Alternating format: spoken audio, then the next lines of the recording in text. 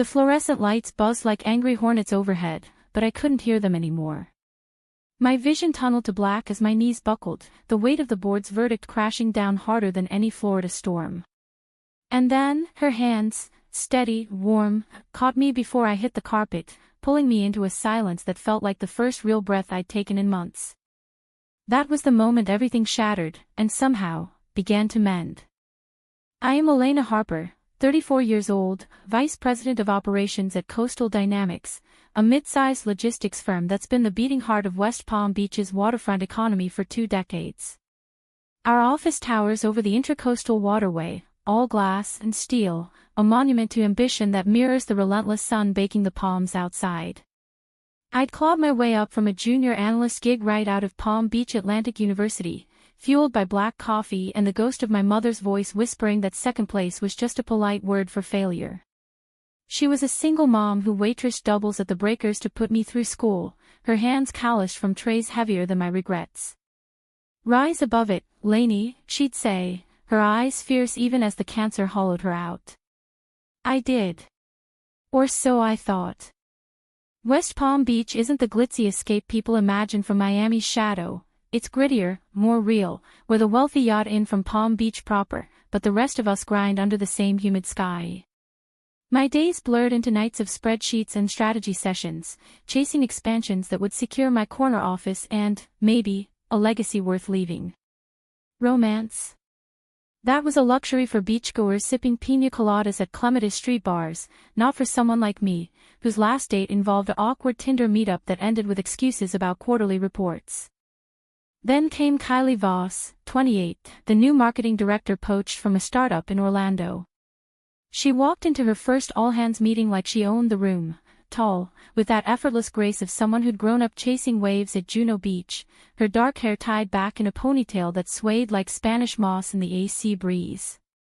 Olive skin glowing under the fluorescence, hazel eyes that caught the light like sea glass, she presented her rebrand pitch with a confidence that bordered on defiance.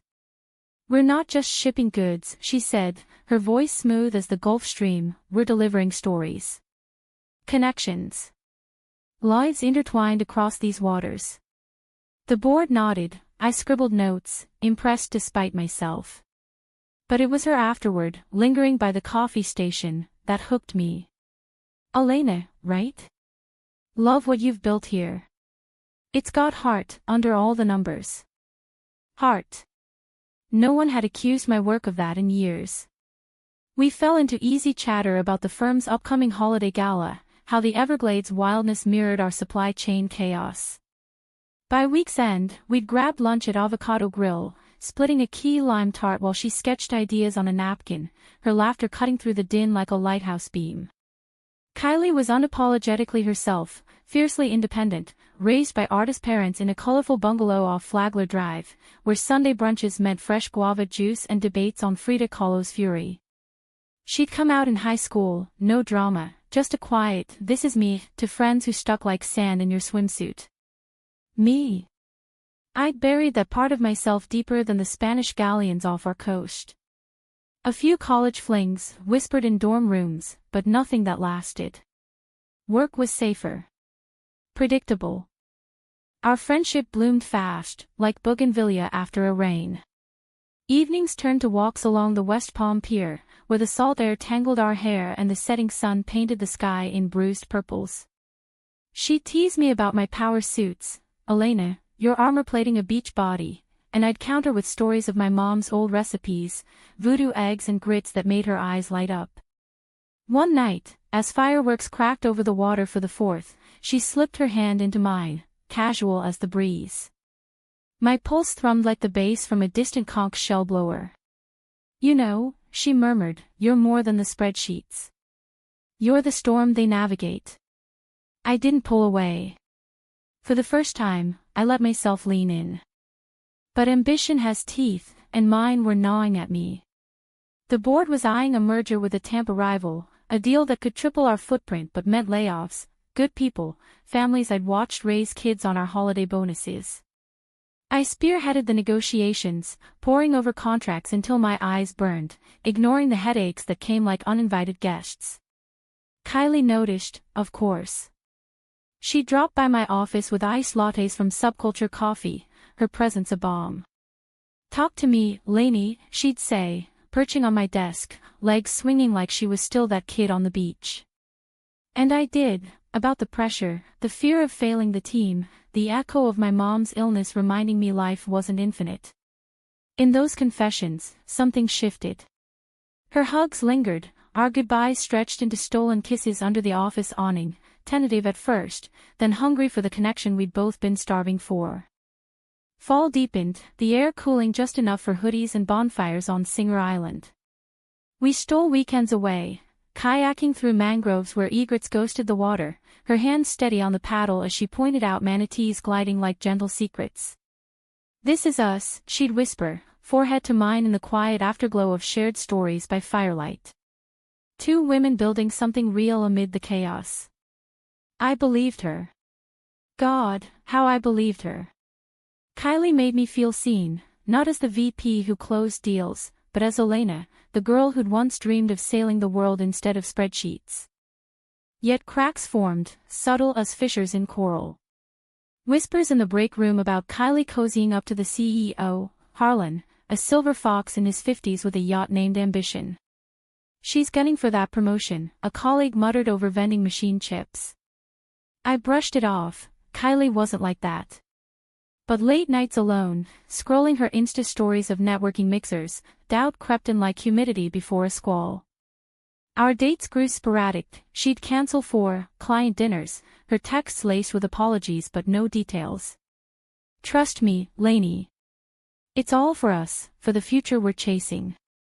The merger loomed, a colossus on the horizon. Board meetings turned brutal, Harlan pounding the table for cuts I'd have to execute. "Harper, you're the executioner here. Make it clean." My stomach knotted, sleep fled. Kylie pulled away further, her eyes shadowed when we did connect. "You're carrying too much," she'd say, but her touch felt distant, like she was already half gone. Then came the gala, our firm's black tie affair at the Kravis Center, chandeliers dripping light like liquid gold. I arrived in a sleek black gown, nerves jangling, Kylie on my arm in emerald silk that hugged her like ocean waves. We danced to a cover of Wagon Wheel, her head on my shoulder, the world narrowing to her scent of jasmine and salt. "I love you," I breathed, the words slipping out unbidden. She froze, then smiled, soft, but not quite reaching her eyes. "Elena. I care. So much. Not love. Not yet." But in that hesitation, I tasted the salt of impending tears. The next week, the merger talks hit a snag. Harlan called an emergency session, and I walked in braced for war. That's when I saw it, Kylie's presentation slides on the projector, bold graphics pitching a side deal with the Tampa firm. A partnership she negotiated solo, undercutting my leads, securing her spot as co-lead on the integration. Betrayal hit like a rogue wave. "What is this?" I demanded, a voice cracking as the room fell silent. Harlan beamed, Kylie wouldn't meet my gaze. "It's strategy, Elena. Bold moves win." I fled to the restroom, splashing water on my face, the mirror reflecting a stranger, hollow-cheeked, eyes red-rimmed. Back in the boardroom, the vote came down, merger approved, with Kylie's plan folding in. Layoffs announced. My team's futures, dangling by threads I'd helped weave. The tension peaked as Harlan grilled me on timelines, his words blurring into static. My chest tightened, vision spotting. "Elena," someone said, but it was too late. The world tilted, and I collapsed, the carpet rushing up. She saw me. Kylie. Amid the gasps, she was there, not Harlan, not the suit scrambling for smelling salts. She knelt, arms enveloping me, her whisper fierce against my ear, "I've got you. Breathe." No explanations, no apologies. Just her, holding the pieces as the room spun back into focus. Paramedics arrived in a blur of sirens and stethoscopes, but Kylie never let go until they pried her fingers loose. She's stable, exhaustion, dehydration, maybe a touch of arrhythmia from stress, the lead tech announced, his voice carrying over the hum of the office AC kicking back on. Harlan hovered awkwardly, muttering about liability forms, but I barely registered him. My eyes locked on hers, hazel depth stormy with something unspoken, regret. Fear. Love. She mouthed, "We'll talk," before they wheeled me out on a gurney, the West Palm sunset bleeding red through the ambulance windows like an accusation. The hospital was a sterile limbo on the edge of town, near the VA where my mom spent her last days. For drips and beeping monitors, a nurse named Rosa who smelled like cinnamon and reminded me of home. "Rest, Mija," she said, adjusting my pillow with hands that had seen too many breakdowns. "The heart mends when you let it."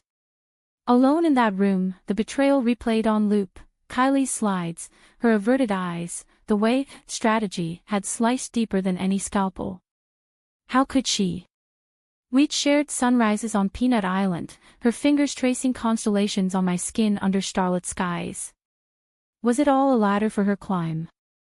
I texted my best friend, Mia, a no-nonsense accountant from my college days, cursing through tears. "Come get me tomorrow. Can't face this alone."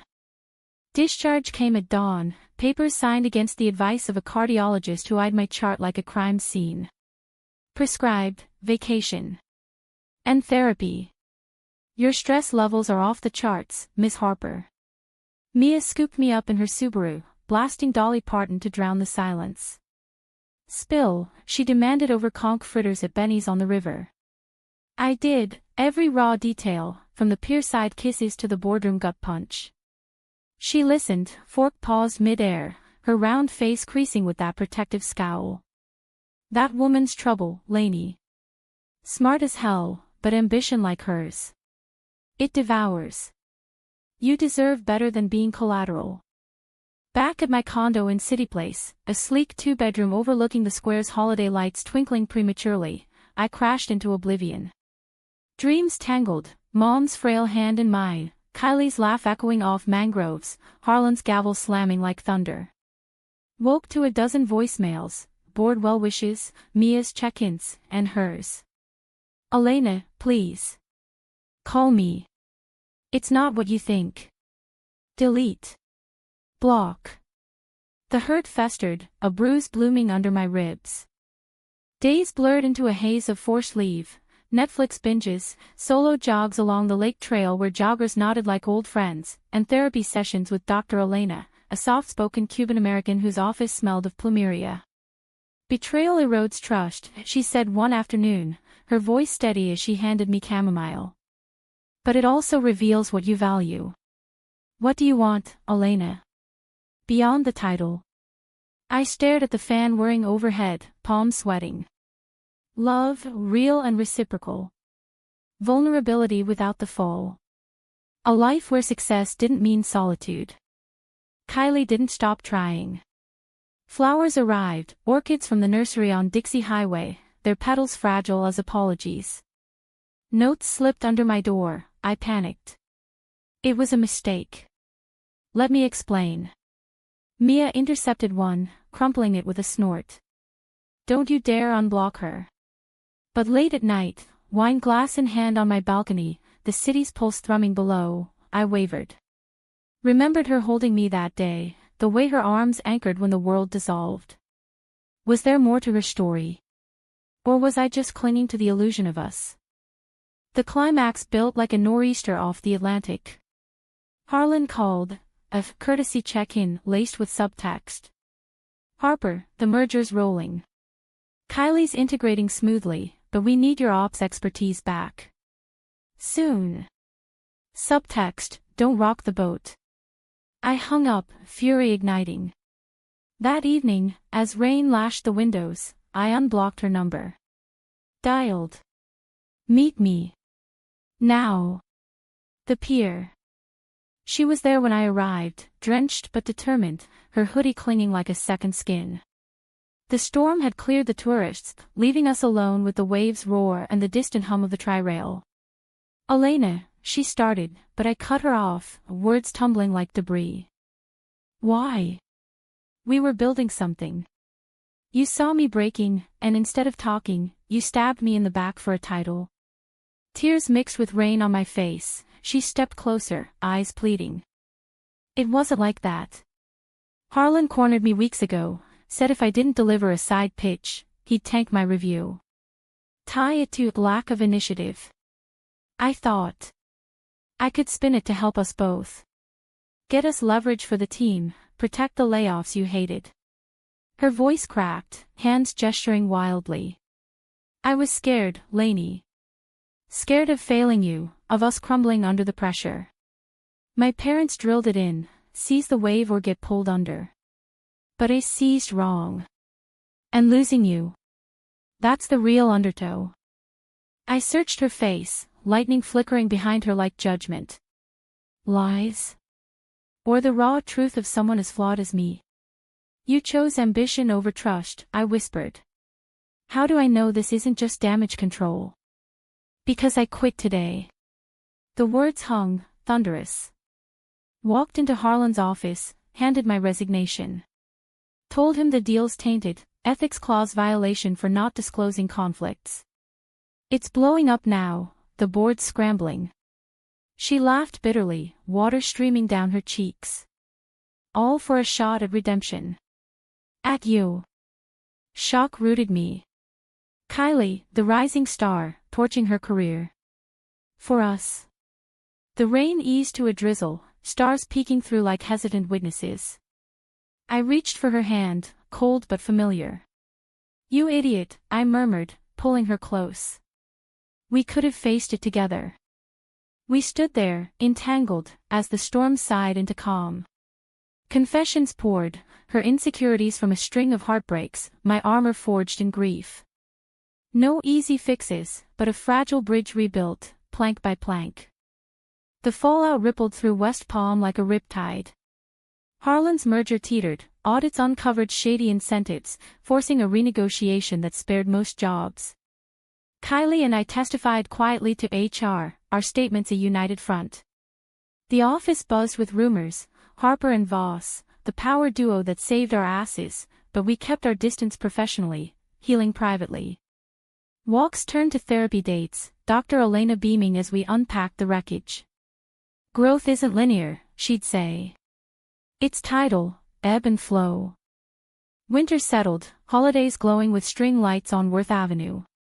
We hosted Mia and her girlfriend for gumbo at my place, Kylie's laughter filling the rooms like sunlight. One Christmas Eve, bundled on the balcony, she slipped a small box into my palm, a silver locket etched with mangroves, inside a photo of us from that 4th of July, hands linked under fireworks. Not a proposal, she said, voice thick. Just a promise. To ride the waves together, no matter the storm. I fastened it around my neck, her fingers lingering. Together, I echoed, the word of vow.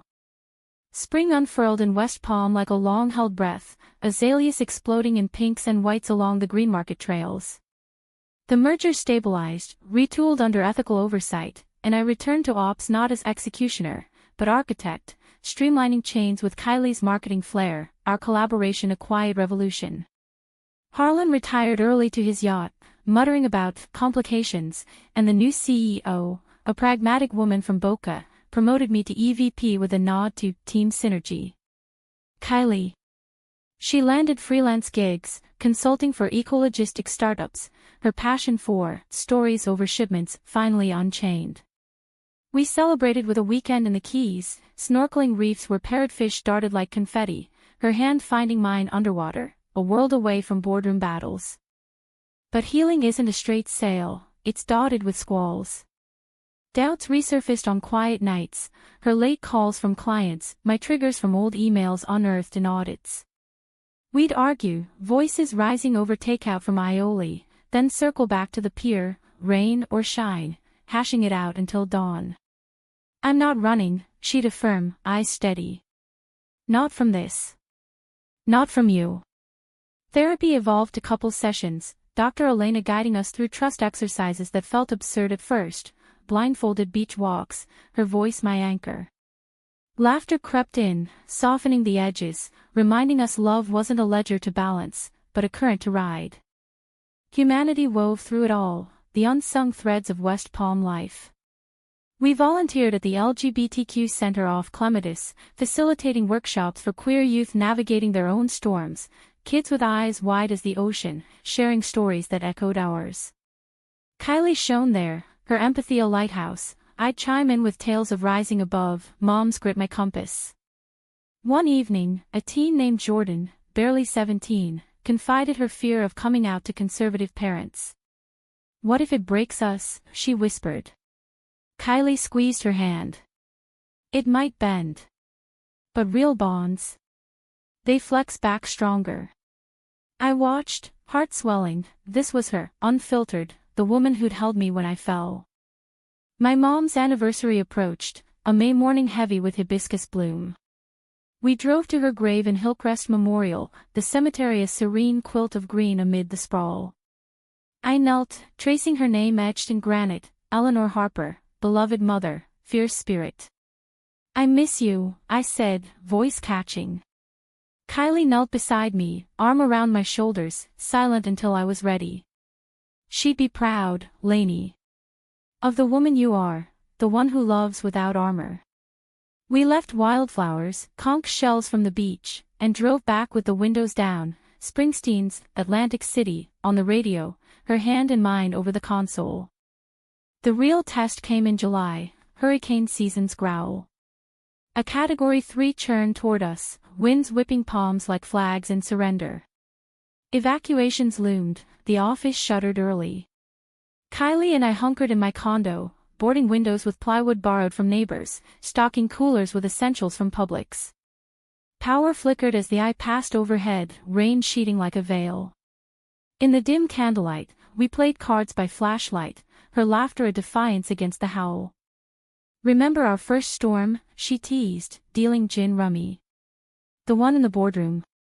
I nodded, pulling her close. "This one's better. We've got each other." Post-storm, the city emerged battered but unbroken, debris-strewn streets, but neighbors clearing lots with chainsaws and shared pots of red beans. Coastal dynamics rallied, our team distributing supplies from the warehouse, Kylie's networks pulling in donations from Orlando allies. Amid the cleanup, on a debris-piled beach at Jupiter Inlet, she dropped to one knee, not with a ring, but a braided bracelet of sea glass and driftwood. "Marry me, Elena. Not for labels, but for the life we build, waves, winds, all of it." Tears blurred the horizon, I pulled her up, kissing her salt-streaked face. "Yes. 1,000 times." Our wedding was quintessentially West Palm, barefoot on the sand at Loggerhead Marine Life, sunset officiated by Dr. Elena, guests a mix of colleagues, center kids, and Mia's raucous family. Vows exchanged under a driftwood arch, vows laced with gratitude, for the collapse that cracked us open, the betrayal that taught forgiveness, the quiet holds that stitched us whole. We danced to "Ho Hey," her in a flowing white sundress, me in linen slacks, the ocean applauding with gentle waves. Years later, as gray threaded our hair like silver seashells, we'd return to that pier, hands linked, watching freighters glide past. West Palm had changed, new condos spiking the skyline, but the heart endured, humanistic and resilient.